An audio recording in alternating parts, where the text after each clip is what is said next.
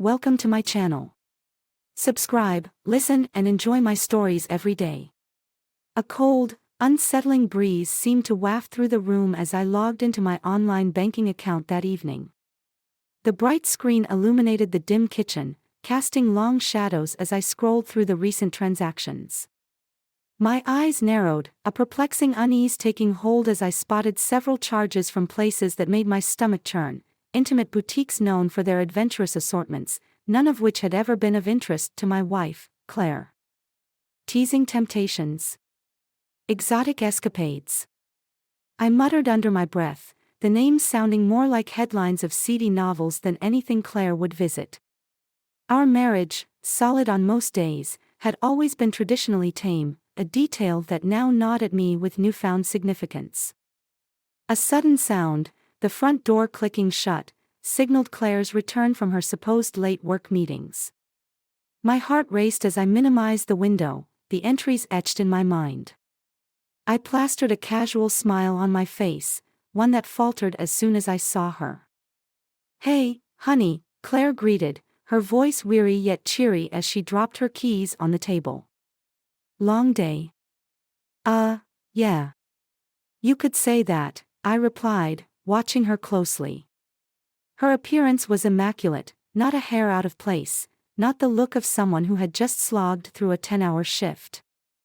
I followed her into the living room, my mind racing with every step she took. "Did you do any shopping today?" I asked, trying to sound nonchalant. She paused, a flicker of hesitation in her eyes. "Just the usual groceries." "Why do you ask?" "No reason," I said quickly, too quickly perhaps. "Just making conversation." Later that night, as Claire fell asleep, the glow of my laptop bathed the room once again.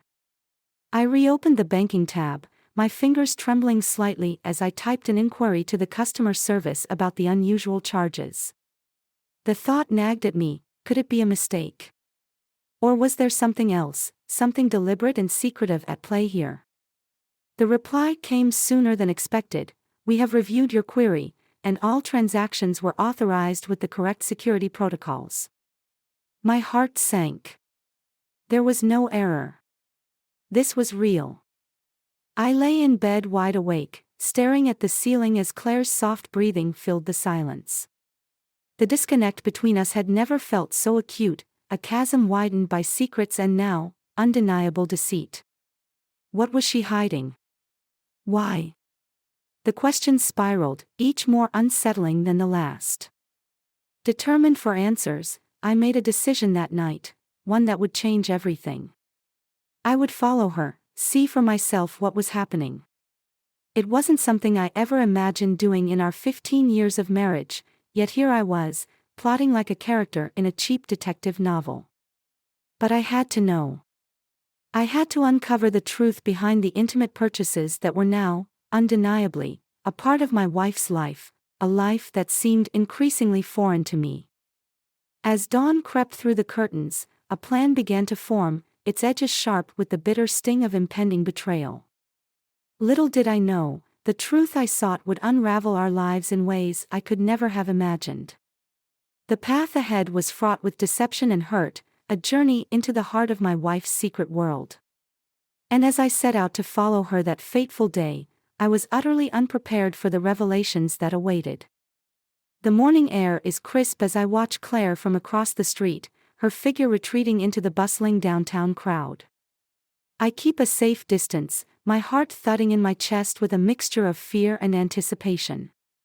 She glances around nervously, clutching her bag, a small, inconspicuous tote that seems to carry the weight of my growing suspicions. As she disappears into a taxi, I hail one of my own, urging the driver to follow discreetly.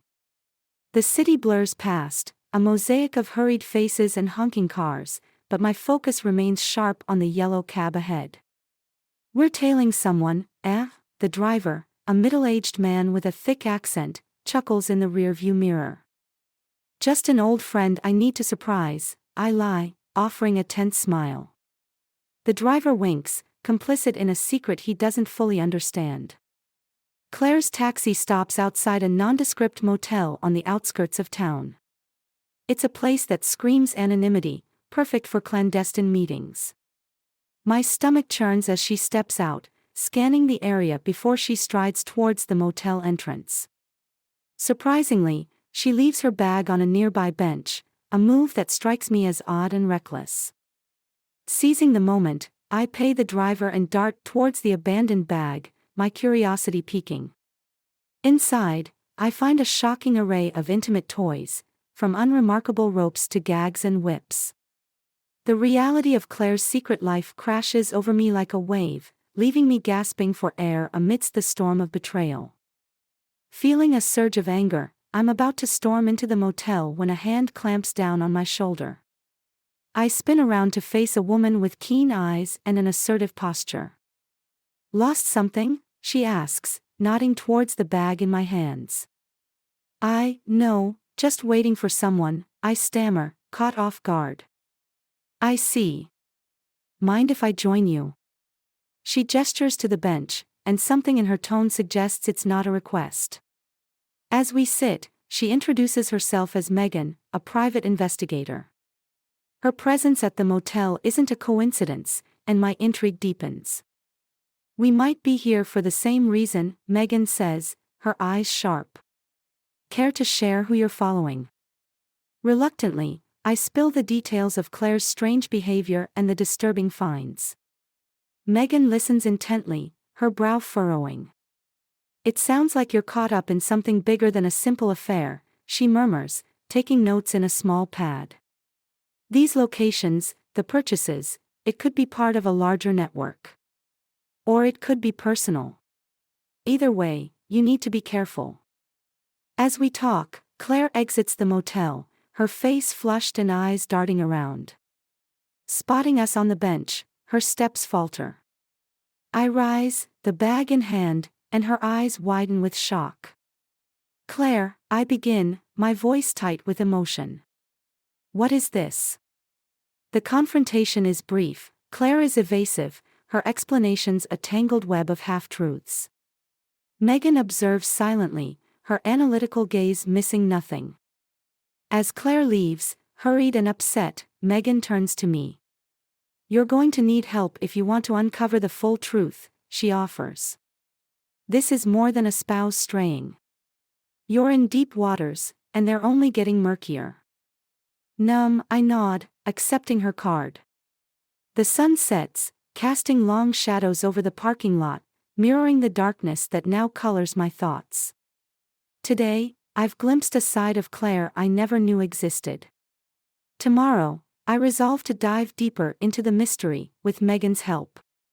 The truth is close, yet elusive, and I must brace myself for whatever it may reveal.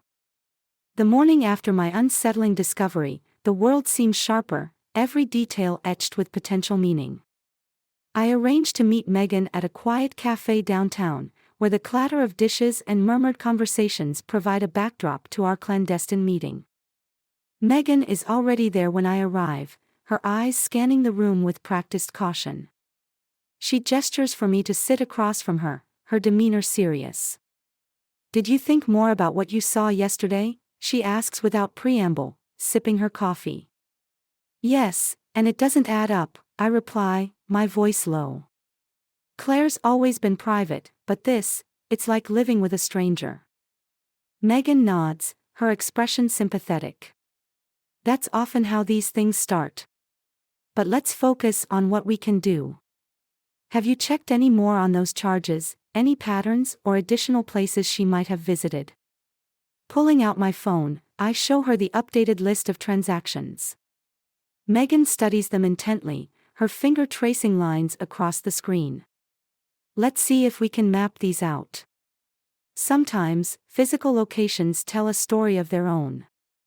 We spend the next hour plotting the locations on a digital map, a web of dots that sprawls across the city like a sinister constellation.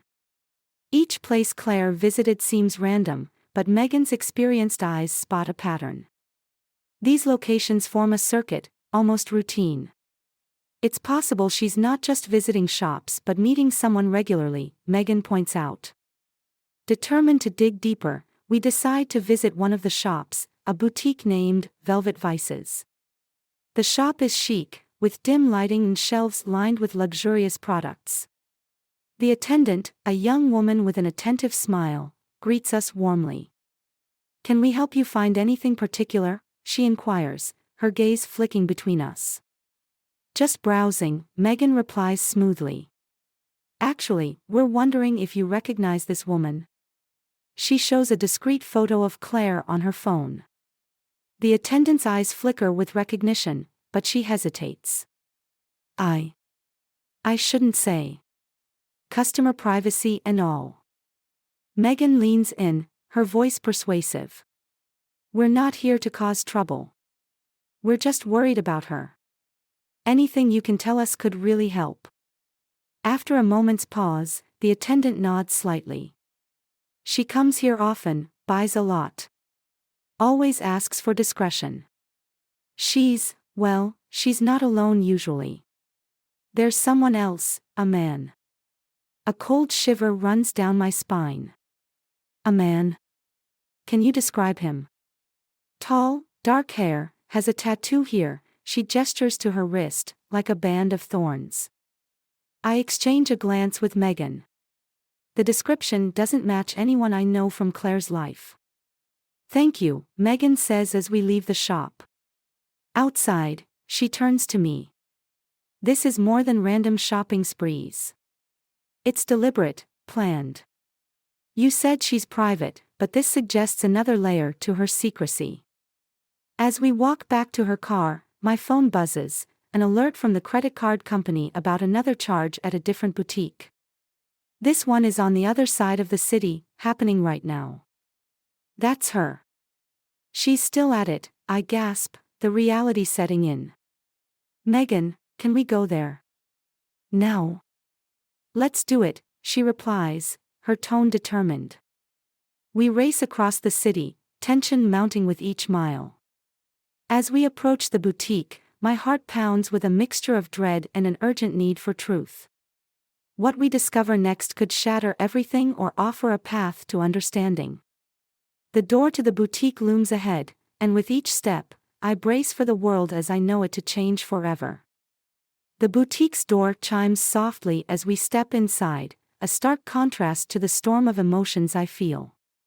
The interior is sleek, modern, bathed in soft light. We scan the room, searching for Claire or the man described by the Velvet Vice's attendant. There's no sign of either, but the air is thick with the scent of impending revelations. Megan approaches the counter, her demeanor confident but friendly. "We're looking for someone who might have been here recently. Maybe you've seen her." She shows the cashier a picture of Claire. The young man behind the counter glances at the photo and then at both of us, his expression cautious. "Maybe." "Why?" "We're concerned about her safety," I interject, trying to sound calm despite the adrenaline coursing through me. He studies us for a long, tense moment, then nods slowly. "She was here, but she left with some guy about 15 minutes ago. They seemed in a hurry." "Did you see which way they went? Anything about the man that stood out?" Megan's questions are rapid, her investigator instincts in full swing. "They took a cab. And the guy, he had a noticeable tattoo on his wrist, like a thorn band," he replies, confirming the earlier description.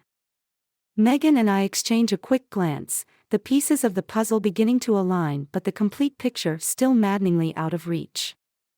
"Thank you.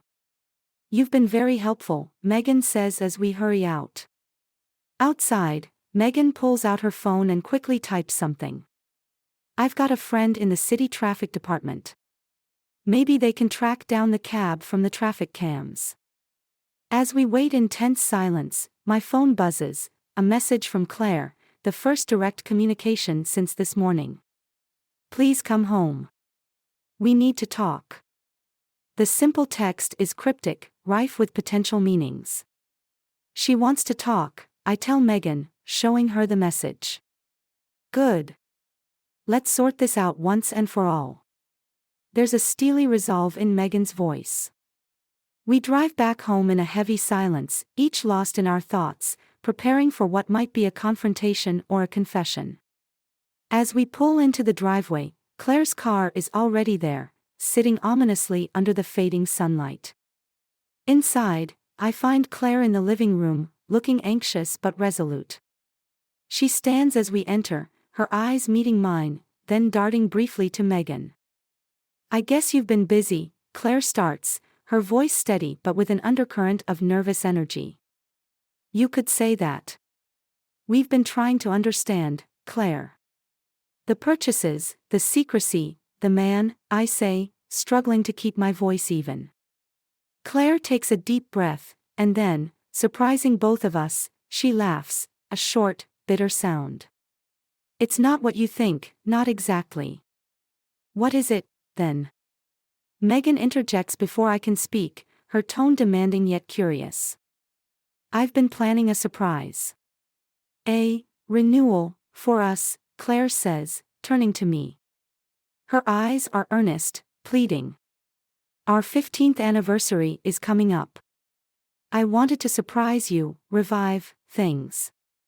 The man, he's a consultant, a professional in marital aids. It was all supposed to be a surprise, to spice up our lives. But I realize I've gone about this all wrong. The room falls silent as her words sink in. I feel a mixture of relief and absurdity washing over me, the tension of the past days making the confession seem almost anticlimactic. Megan clears her throat, her expression softening. "Well, that's not what we expected." "No, it's not," I agree, letting out a long breath I didn't realize I was holding. "I think we have a lot to talk about, Claire. Maybe with a professional. But not the kind you've been seeing." Claire nods, her relief palpable. "Yes, let's do that. I'm sorry for all this mystery. I thought I was being clever. It seems I was just being complicated." As Megan discreetly makes her exit, promising to follow up on some loose ends, just in case, Claire and I sit down, beginning the long, necessary conversation about trust, communication, and the unexpected ways love manifests.